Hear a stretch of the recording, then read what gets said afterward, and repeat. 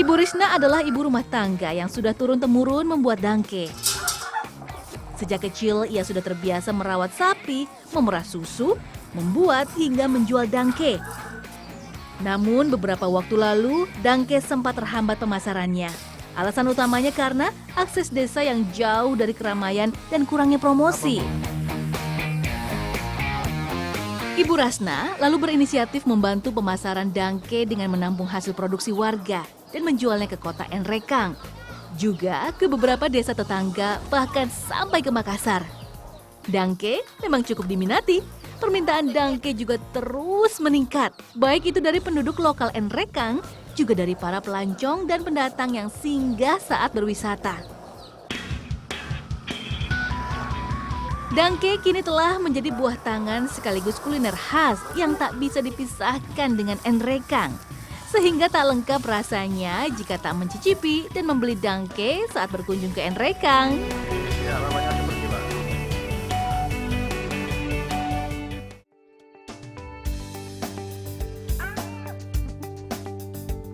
Hampir seluruh warga desa Pinang memelihara sapi susu atau sapi perah. Selain sebagai investasi atau tabungan, sapi susu dipelihara sebagai sumber penghasilan sehari-hari karena produktivitasnya. Setiap hari, saat pagi dan sore, sapi diperah susunya. Namun sebelum diperah, baik kandang dan sapinya harus dalam kondisi bersih. Ini bertujuan agar susu tidak terkontaminasi bakteri yang bisa merusak kualitas susu. Karena pemerahan dilakukan 2 kali sehari, membersihkan kandang dan memandikan sapi pun harus dilakukan 2 kali sehari. Pantas. Sapi-sapi di sini tak ada yang bau ya. Rajin mandi sih. Bis. Buat anak sapinya ya, Bu ya.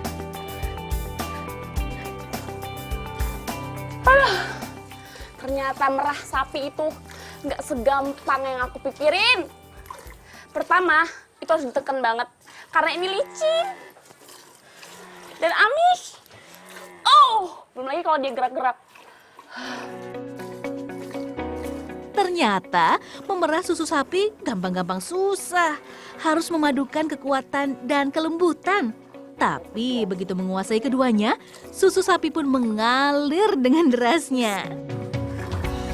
Bu, satu sapi kayak gini tuh berapa sih Bu produktivitasnya sehari itu? Yang biasanya rata-rata 10 liter per hari. Kalau dibikin dangke bisa jadi 7 biji. Dangkenya per hari dari 10 liter susu. Meski tidak ada jadwal yang disepakati, semua warga di Desa Pinang selalu memerah sapi dan membuat dangke di jam yang sama. Seusai sholat subuh di pagi hari dan selepas sholat asar di sore hari. Tak heran jika setiap penjuru desa dipenuhi aroma sedap di waktu pagi dan sore. Hebatnya, walau setiap rumah membuat dangke, namun tak ada dangke yang tak terjual. Setiap harinya dangke buatan warga Desa Pinang selalu laris manis, baik yang dijual langsung maupun berdasarkan pesanan pelanggannya. Selain untuk dijual, warga Desa Pinang juga menyimpan dangke di rumah untuk dikonsumsi sendiri. Biasanya dangke dimakan sebagai selingan atau cemilan, meski kadang dangke juga dimakan sebagai lauk pendamping nasi. Cara menikmati dangke cukup sederhana. Tinggal dipanggang di atas wajan tanpa minyak sampai bagian luarnya nampak kecoklatan. Nah, dangke pun siap dinikmati. Seperti juga susu dan keju, dangke memiliki banyak sekali nutrisi yang baik untuk tubuh, khususnya bagi pertumbuhan anak-anak. Dangke tinggi kandungan protein dan kalsium. Mengkonsumsi dangke secara rutin bermanfaat mencegah osteoporosis, menjaga tulang tetap kuat, mencegah kerusakan gigi, menjaga kesehatan mulut, mengurangi plak, dan mencegah gigi berlubang. 2 tahun belakangan ini, permintaan dangke memang semakin tinggi. Seiring makin dikenalnya dangke melalui media internet. Sayangnya, dangke belum bisa dipasarkan secara luas keluar daerah. Padahal daya tahan dangke lumayan lama dangke bisa tahan berminggu-minggu, asalkan langsung disimpan dalam pendingin segera setelah hilang hawa panasnya. Masalah pengemasan dangke lah yang masih menjadi pekerjaan rumah jika ingin dipasarkan keluar daerah atau keluar pulau. Sebagai langkah awal, Ibu Rasna dan ibu-ibu KWT Serumpun mulai membuat produk turunan dari dangke berupa keripik dangke. Diharapkan dengan meluasnya pemasaran keripik dangke akan semakin banyak lagi orang yang mengenal dangke, keju tradisional khas dari Enrekang.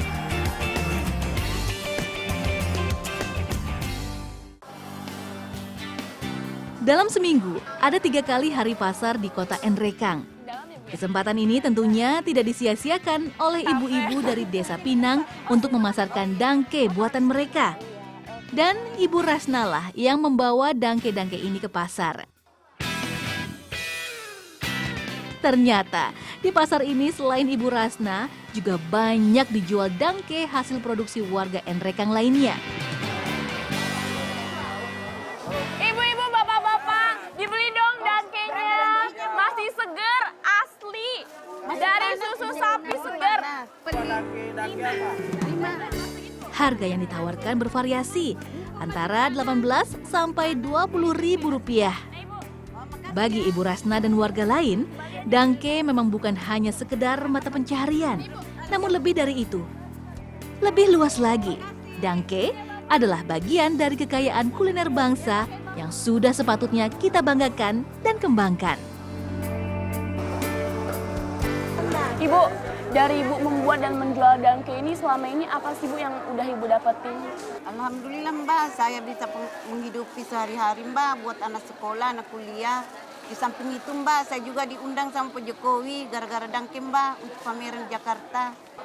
Oh, wah, berarti dangke itu sumber kehidupan Ibu ya Bu? Iya Mbak, iya. Di kampung saya itu Mbak, sentralnya dangke, Kampung Lekong.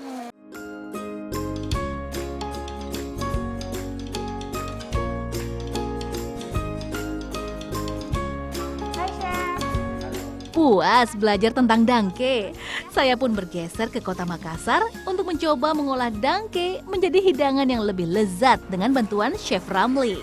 Halo semuanya. Wah, lagi pada sibuk ngeracik-racik ya? Chef, jadi Tania tuh datang ke sini bawa dangke. Ini tuh keju tradisional asli dari Enrekang, Chef. Tadi tuh pengen coba gimana sih rasanya dangke ini tuh digabungin sama masakan-masakan modern gitu, Chef. Boleh saya cek dulu, Bang. Soalnya ini baru pertama kali juga nih saya nih. Boleh saya cek dulu.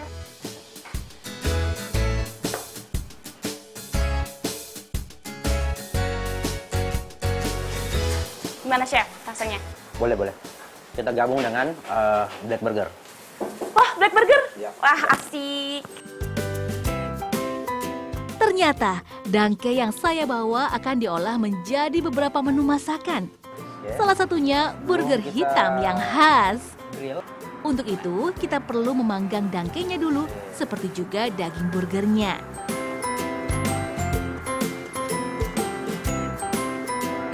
Setelah dipanggang, saatnya menyusun roti dan isian burger. Siapkan roti, beri mayones, sayuran, daging burger, dan jangan lupa dangkenya. Pada burger hitam ini, dangke diperlakukan sebagai pengganti keju slice. Penasaran seperti apa ya rasanya? Yeay, akhirnya jadi juga Black Burger dangke ala Tania Anjani dan Chef Ramli. Baunya yummy. Selain sebagai pengganti keju pada burger, Chef Ramli juga mengolah dangke menjadi beberapa jenis masakan. Seperti yang ini nih. Dangke ditambahkan sebagai topping tambahan pada pasta khas Italia. Mamma mia. Dangke juga diolah dengan cara digoreng crispy dengan tepung dan dilengkapi dengan sambal dabunan segar. Dengan sentuhan kreativitas, dangke si keju tradisional ini langsung berubah wajah menjadi sajian modern yang menggugah selera.